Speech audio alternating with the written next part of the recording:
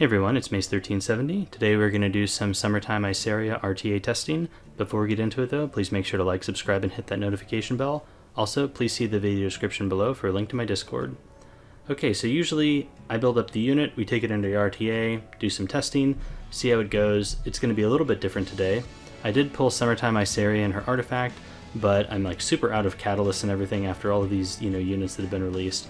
And somebody in my guild actually built her up and plus 15'd her.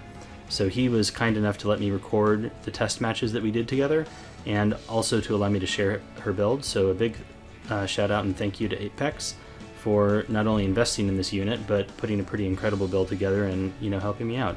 So here we can see how he built it. He has really insane gear. So you can see the speed here is 243. The hit points are 16,500, 1.6k defense, 4.2k attack, and 90 effectiveness. So this is very high gear score. He has plus 24 artifact, and also like when he was pulling this unit in guild chat, I think he pulled like in 110 pull 2 heroes and the artifact, and then he pulled like 2 or 3 more copies of the hero in like the subsequent 210 pulls or something. It was pretty nuts. So it looks like she might be triple S. Yeah, she is triple S. So either way, still very high gear score gear and a very impressive build. Don't have the individual pieces to show you, but it's really nice. So another unit that he built up to use with Summertime Iseria was MLEO. The idea to have MLEO go first and do that buff strip, once the buffs go through. Those aren't in yet, so we can't fully test that, but he does have the unit built. I can pull him up really quickly. Okay, so here is the MLEO build that Apex was using. 283 speed. He's quite the zoomer. He has a ton of speed gear. All his units are like uber fast. 3.4k attack and 116 effectiveness. So kind of building him like a Bassar almost, but with attack for the bombs. On Wall of Order plus 30, so that he can potentially gab, which could be pretty funny, with some bombs. So this is the Roaming Warrior Leo build. So let's go ahead and take a look at a few test matches with Summertime Iseria. Okay, so for these matches, I'm trying to draft like normal. I want to pretend that I don't know what's about to happen. So I'm going to do a fairly typical pre-ban, whether that be General Purgus or FT10E, doesn't really matter here. I pre-ban both of them, frequently in my normal drafts when I don't know what the opponent is going to do. I have first pick, so I can lead off with Fallen Cecilia. Prior to Summertime Iseria being released, she is a very strong first pick in this meta. She really sets you up for success down the draft because she provides a lot of sustain and support for Emilia, who's an extremely strong hero right now. But one of the key weaknesses of Emilia is that she doesn't have a ton of sustain past her first couple turns. And FCC provides a lot of mitigation plus her shields. They all kind of synergize really well together. Also, the shields from FCC in the beginning of the match can really prevent certain units that, only strip one buff or something like that from kind of screen with your team. So Apex is leading off here with Bassar and Summertime Iseria. The idea is he has a very fast Bassar, and the Bassar will be able to remove immunity, from the enemy team, and Summertime Iseria's passive will kick in, planting bombs, and then she takes a turn and detonates everything and, nukes your team. So this is a lot of AoE coming out from him, so I immediately pick Rem. I feel like Rem is going to be really good into Summertime Iseria, and just AoE in general. Then I take Maid Chloe for Cleanse. He follows up with Leo in Tea Time and Sage Ball, so a ton of debuffers on this side, right? I would normally take Champ Z, but he's pre-banned, so I take HU Fiend and Dilbert, or Dilibet, whichever you prefer, because that adds a cleansing option to my team in addition to Maid Chloe. He bans away the Dilibet, and we get into the match here. So my Holiday Euphine is on the Guild War artifact, so she will get a CR boost for this first Bassar S3. So you can see he misses here on the Holiday Euphine. She is pushed up, but now Summertime Iseria goes and pushes up the rest of Apex team.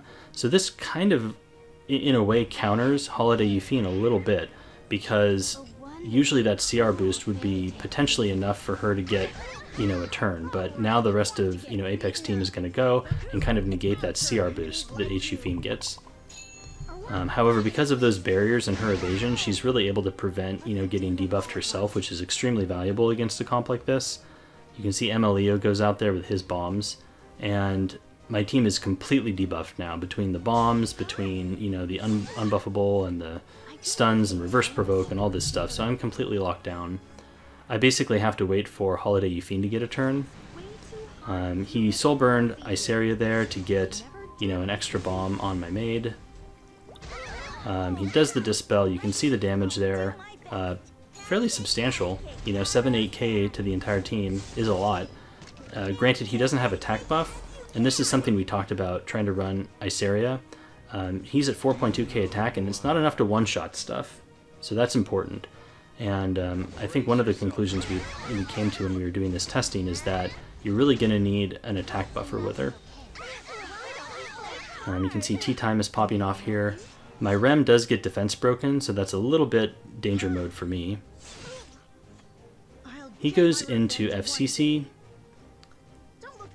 and I think maybe he should have just gone into Rem, honestly, because he could have procced a bunch of counters here. They didn't happen. I almost feel like when you're playing this type of comp, you just have to go into Rem. You know, here's a counter. Because his team is fairly squishy. Rem does proc tea time again, and you get that AoE and then that synergy with Summertime Iseria. You see his team got pushed up again. So when you have a team with a ton of AoEs, I think Summertime Iseria does add value. And he does come close to killing me here, but it just doesn't seem like it's quite enough. Like, I think the bombs needed to do more damage with an attack buffer, like I said. Also, if Rem like didn't pop off at all, I guess there would be a chance. But this team has quite a bit of CC. I'm basically just hoping for my maid to be able to get a turn and cleanse some of this off. But he is able to soul burn the tea time to get closer to using his S3 again. This does proc my Rem one more time. I wonder if he would have won here if he just went into the Rem. I think it's a possibility. So now Rem has Demon Mode. And that's going to be pretty much GG, right? Because Rem is going to be completely immune from debuffs, and she's, you know, countered enough times to pretty much wipe the team. So this is our first match.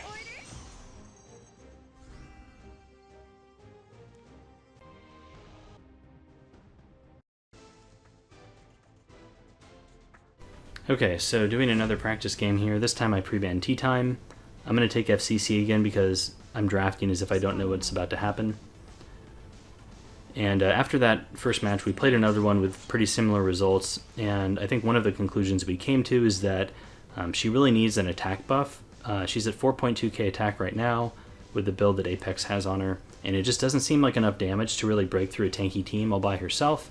So if you're going to build like a team composition around her, using her as the centerpiece, you need to find some way to fit an attack buffer into your team, as well as like a must-ban unit, so that you get, you know, your attack buff and Summertime Iseria and a strip. That's kind of a tall order for RTA, right? It seems like whenever we get these kind of combo type units, right, like Tamara and Iseria, stuff like that, it's very easy for the opponent to just ban out one of the combo pieces, and then the parts are not nearly as strong as the whole. So I'm doing my same opening here in response to his opening, and what we wanted to test now was how can you flex out of this draft. So like, let's say you start with this and the opponent responds with Rem, which is a, you know, a fairly strong counter.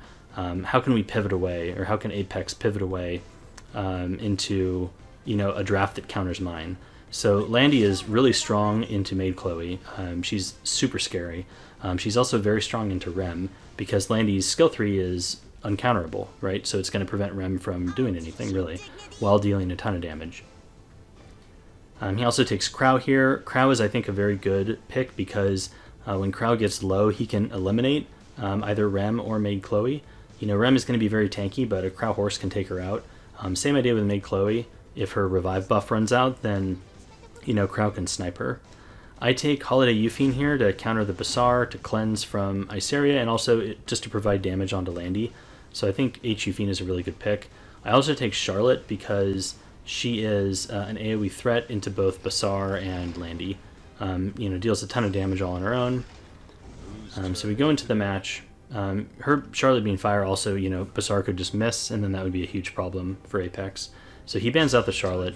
I ban out Amelia because I don't want to give him, you know, cycling and attack buff and stuff. I feel like that would just be a bad idea.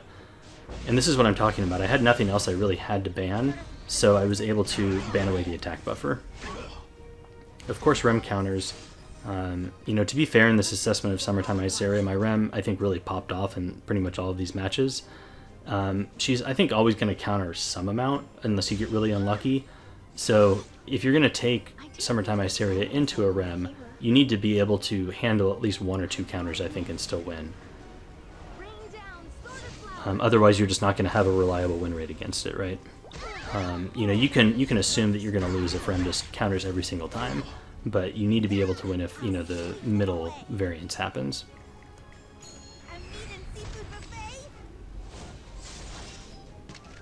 So we see Holiday Euphine here, cleansing everything off, pushing my team up.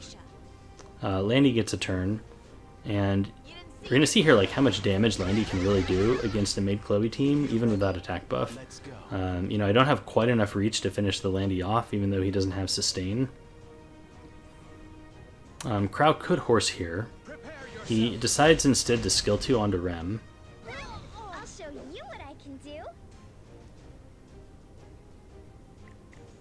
I go ahead and I put up my skill 3 with Maid Chloe. I'm not sure if the defense buff was the right move or not. I think it was important for Apex to get the defense buff up. I think otherwise I might have done too much damage to his units, so I think he might have had to do it. But I think it would have been very tempting there to horse away the Rem, because that would have removed a lot of my damage. I get a lucky dual attack onto Basar. I don't think it matters too much because Basar is able to live. More importantly, I get the provoke and then the counterattack.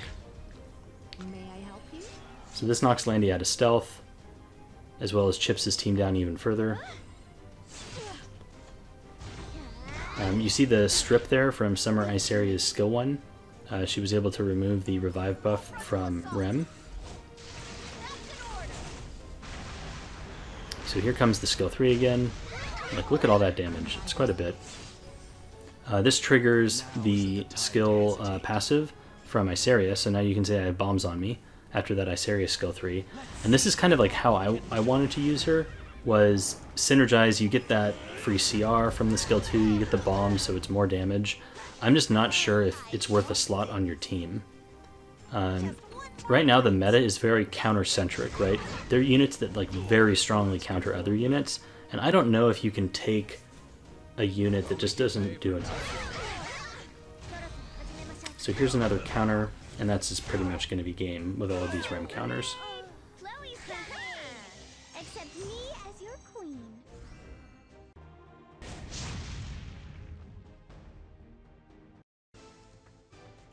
Okay, so here's game 3. I'm going to again operate as if I don't know, the opponent I'm going against, so I'll pre-ban tea time. So at this point in our discussion, we decided that Rem was a huge problem for Summertime Iseria.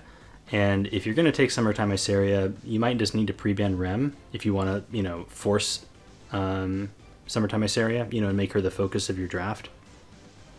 I don't think I would ever use her that way. I think I would probably draft her in like the 4th or 5th slot once I have her built, as a potential way to like power up, my AoE, focused team. There's just so much anti-AoE right now. We even have Angelica coming out soon, which is going to make this even more problematic. So here, Apex takes Fallen Cecilia first. So he hasn't given away any information as to what he's doing. I think Crow and Spectre Tenebria is a good answer into FCC. Crow is just a very good tank in this meta. The fact that he can threaten to kill a high HP target is super valuable with units like, Rem and Violets and Rylets and all of this nonsense running around. It's nice to be able to just do a bunch of true damage to someone. Aureus and defense buff also help a lot too. So Apex then takes Summertime Iseria, and then he takes the champion Zerato because I think he knows that Champ Z would just be a hard counter to her. And I think that's a fair, assumption to try to potentially take him here. However, I don't think Champ Z does very much if I'm not going heavy debuffs myself. So I could just play around this and not pick debuff type units. And then I don't think Champ Z really does anything, and he's kind of a dead pick. And I don't know if you would necessarily slam Champ Z into just a Summertime Iseria. I don't know who else he could take in this slot. I think maybe an attack buffer could potentially be better. Because then you have one debuffer, so you haven't like fully committed to debuffs, and you could potentially flex into something like Carrot or Landy or whatever later on. Are you ready to But I get what he was trying to do by denying me the Champsy. I take Maid Chloe here. I could take Amelia, but I think actually Amelia is not the greatest with Crow. You know, Crow puts up defense buff, and then Amelia boosts your team repeatedly, and they cycle out of defense buff, and that kind of feels bad to me. I like Amelia a lot more with FCC. So I take Maid here just because she's a ridiculous unit right now, and she gives my team attack buff. And then I take Landy, partly because I don't want the opponent to have Landy, since Landy counters Maid so well. But additionally, Landy gives a bunch of damage on Champsy without debuffs, so it's a way to kill Champsy and not have to worry about him. So then, you know, he takes Carrot and Amelia. So he has a couple fire units to counter my Landy, and I think that's okay because I think if I can pick a must ban here, then I'll be in a situation where I can just solo with Spectre Tenebria. So I wasn't really sure who that would be. I figured SSB could be good. You know, also too, if I just ban out the Champsy, I think SSB would actually be really strong here, now that I think about it. So I think he might be forced to ban the SSB. If I leave Champsy in though, then potentially SSB isn't as scary because he can transfer the debuffs back. Either way, I think that SSB is scary in this scenario. She provides unbuffable, which kind of screws FCC over. She can defense break, and if Champsy isn't able to transfer that back, like if he gets resisted or goes into immunity, it can be a big problem. So I think, you know, SSB is an okay pick there, especially into both of those fire units. SSB is also super strong into Amelia because Amelia turn cycles so quickly, and SSB just punishes that pretty hard. I've learned that the hard way. I've already finished analyzing. So here goes Carrot with the Soul Burn. So we get lucky and we 15% one of the burns from Carrot. We do get the bomb from Iseria there, so you can see her powering up Carrot's S3. Carrot goes into it and detonates. So if any of you are wondering, does Carrot detonate the bombs? She does not. You have to, you know, have the detonate bomb text in your skill ability to do that. So Iseria can detonate them, but Carrot cannot. Then FCC goes. So I think my Landy would be pretty close to dead if she got double burned. I guess the Maid imprint / passive ability is OP, or maybe I just got, you know, 15%. Here we can push back Iseria and remove the skill null. I don't want to hit Carrot right now because it, you know, could potentially burn the Crow. There's just no point. I'm not going to kill Carrot. She's pretty tanky. Likewise, Champsy has Proof of Valor, so he's pretty tanky. And I can just honestly just ignore him and just go into Summertime Iseria first. I'm not punished by attacking her at all. You know, she doesn't transfer debuffs back or do any of that stuff. So might as well kill her rather than go into Champsy and potentially proc him countering me while Summertime Iseria is still alive doing damage. So I think it makes sense to go after Iseria first here. You could maybe go after FCC if you were really confident in your ability to tank the damage, but I wasn't, so I just went ahead and went into Iseria here. Got the stun with Spectre, and then capitalize off that by bopping with Maid to get a CR boost. We are Death Broken from Champsy. We get a lucky crit, which is nice. But I think even with Death Break, I don't think Carrot can kill. Yeah, she doesn't. And so now, I debated about Soul Burning here, but I had attack buff and attack break. I thought I might be able to kill, but I think technically I didn't, and then the dual attack saved it. So that was greedy. I probably should have just burned. I'm not under a ton of threat here right now that Iseria is down. Carrot will come around again and potentially burn, which could be problematic. The queen is here. I also didn't want to just like cycle out of the revive buff from Stenny. I'll show you some results.